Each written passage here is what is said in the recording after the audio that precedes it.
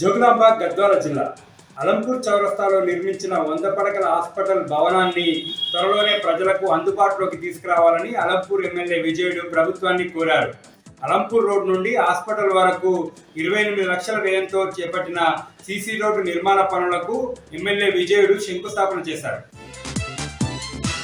జోగులాంబ గద్వాల జిల్లా నకిలీ సర్టిఫికెట్లతో జిల్లా వ్యవసాయ శాఖలో ఉద్యోగం పొందిన నరేష్ అనే వ్యక్తిని పోలీసులు అరెస్ట్ చేశారు. 2017లో ఏఈఓగా ఉద్యోగం పొంది 6 ఏళ్ల పాటు ఉద్యోగంలో కొనసాగారు. నకిలీ సర్టిఫికెట్లతో పరీక్ష రాసిన నాగరాజు అనే మరో వ్యక్తిని కూడా పోలీసులు అరెస్ట్ చేశారు. ఉత్తరప్రదేశ్ రాష్ట్రంలోని ఓ యూనివర్సిటీ నుంచి ఫేక్ సర్టిఫికెట్లు రావడానికి సహకరించిన మిర్యాలగూడకు చెందిన బాలకృష్ణ అనే ప్రిన్సిపల్ను ఈ కేసులో A3గా పోలీసులు చేర్చారు. మరో 4 కూడా నకిలీ సర్టిఫికెట్లతో ఉద్యోగం పొందినట్లుగా పోలీసులు గుర్తించారు.